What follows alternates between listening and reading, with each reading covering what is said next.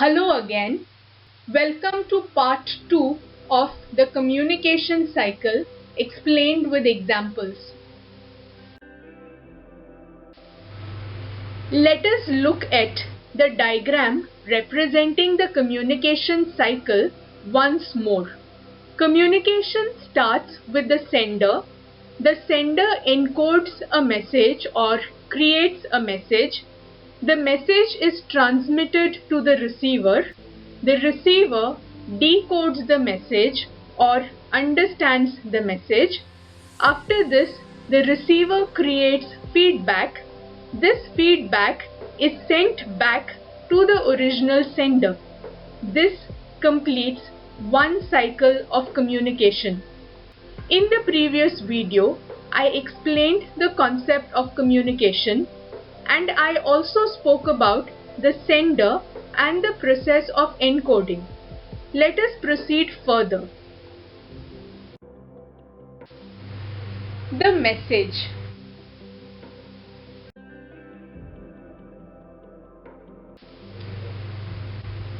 The message is the finished product that is arrived at after encoding. It is essentially a piece of information that can be conveyed to the receiver.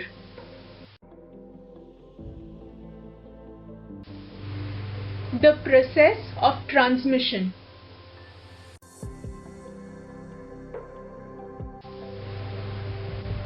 Often, a message cannot travel automatically by itself from the sender to the receiver. Therefore, the sender may need to use a channel or media to convey the message to the receiver. The sender has the option of utilizing various modes of communication, various channels of communication to transmit the message or send the message across to the receiver.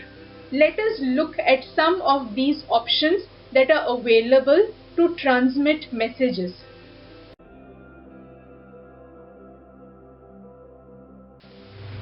For example, a sender may choose to use the services of the postal department to send his or her message across to the receiver in the form of a letter or a telegram.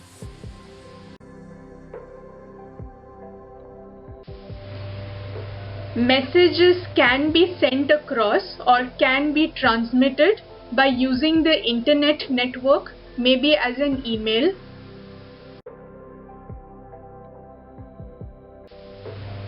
You can also use the telephone network to pass on messages.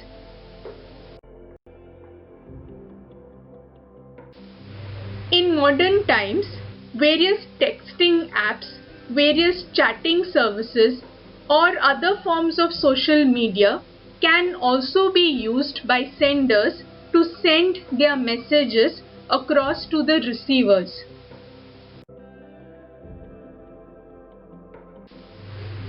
Such channels or media aid in carrying or help in transmitting the message from the sender to the receiver.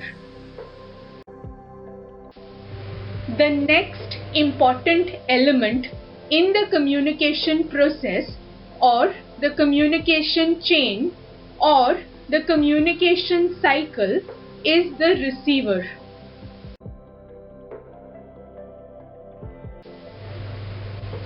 The receiver is the person who is the intended target of the communication. The sender creates a message and transmits it to the receiver.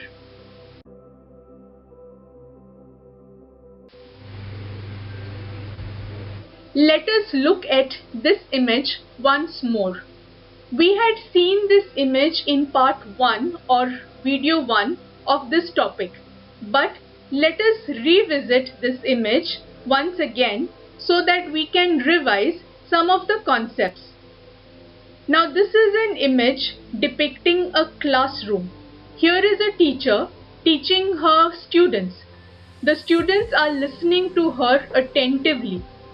In this particular situation, the sender is the teacher. The students who are listening to her are the receivers, and the lesson is the message. So I hope you understand the basic concept of the sender, the receiver, and the message in the communication cycle or the communication process. Let us proceed further.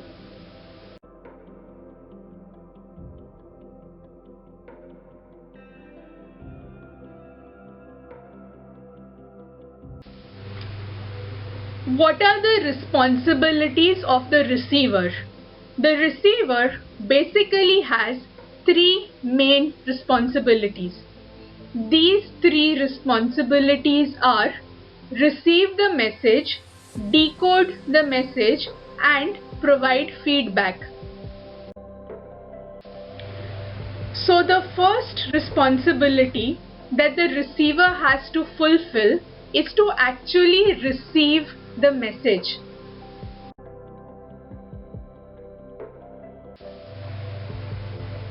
The receiver has to use his five senses to receive the message transmitted by the sender. To receive the message, he or she has to utilize his or her five senses.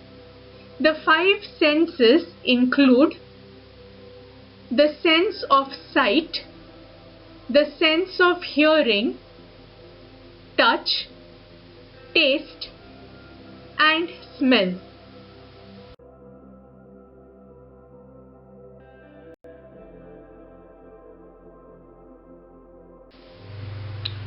For example, here is a receiver who is using her sense of sight to read the message.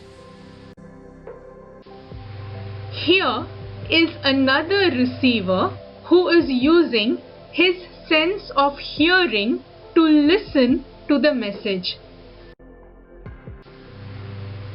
In some cases, the receiver, whether it is a he or a she, is expected to physically receive the message. For example, he or she may be expected to actually receive the letter that is mailed by the sender and delivered by the postman. That is, the receiver has to actually accept it in his hands or her hands and open the envelope to get to the letter, that is, to get to the message. The next important stage in the communication process is decoding the message.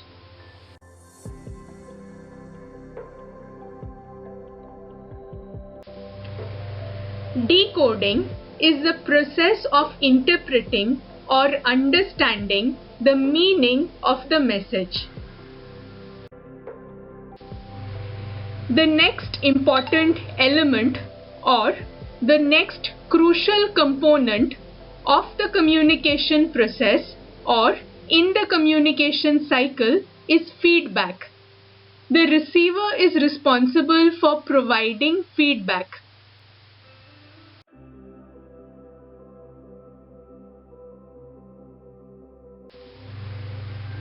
So, what is feedback?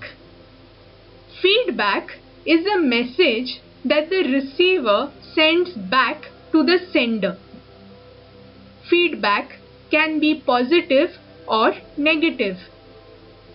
Feedback can be given immediately, or sometimes it can also be delayed.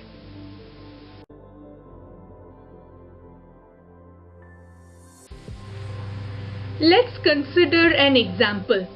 Let's assume a woman named Sandra baked a chocolate cake for her son John on his birthday. When John came home and saw the chocolate cake, he was happy.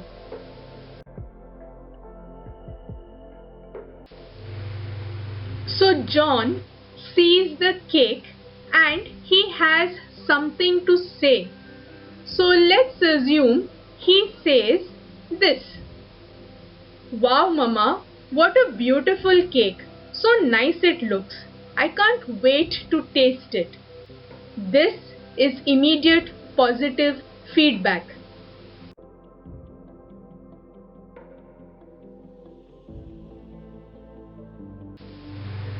Now let's imagine another woman named Laura baked a chocolate cake for her son Alex on his birthday.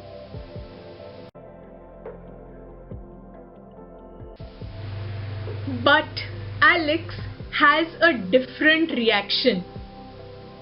He says something like this. Why did you make a chocolate cake? We had chocolate cake just last week at Grandma's house. You could have made a pineapple cake. This is negative feedback.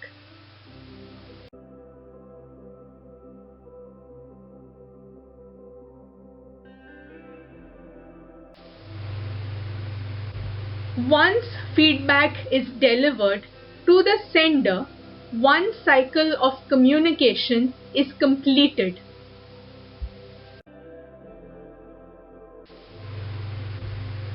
By sending feedback, the receiver now becomes the sender and the original sender becomes the receiver. This cycle may be repeated as many times as required.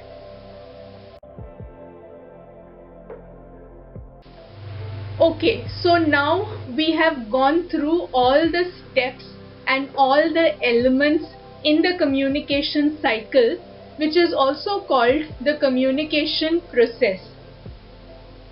Before we conclude this topic, let us look at two more examples. Let us look at this image. Let's assume that these are two managers talking to each other. In this situation, the first manager is the sender, the second manager is the receiver. The first manager says something, so let's assume he says, I recommend Diya Gupta for the post of assistant sales manager. She has been instrumental in the success of her current team. This is the message. Now the second manager listens to the message and he has a response. So let's say his response is something like this. That is a good suggestion. Her performance has been consistent and she is also good at resolving internal team conflicts. This response is the feedback. So I hope you understand the communication chain with the sender, the message, the receiver, and feedback. Let's look at one more example before we conclude the topic.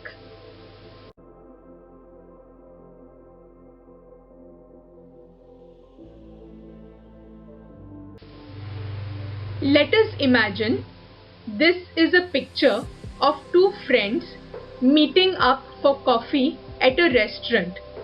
So let's assume that the friend in the brown dress is the sender and the friend in the orange dress is the receiver.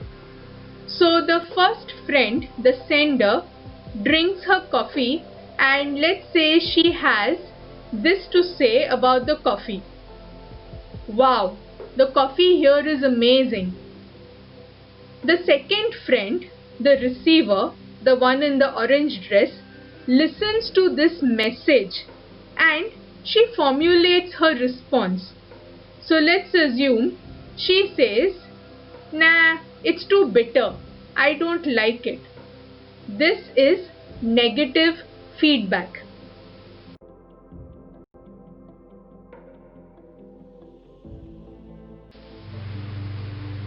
So this concludes our lesson on the communication chain or the communication process. I hope you were able to understand the main steps in the communication chain, or the main elements or the main parts or components in the communication process. If you stayed till the end of the video, thank you. Also, the link to part 1 of this video is going to be in the description. And if you want to know more about the topic, please visit the link which is given here. The link to this post is also provided in the description. Thank you.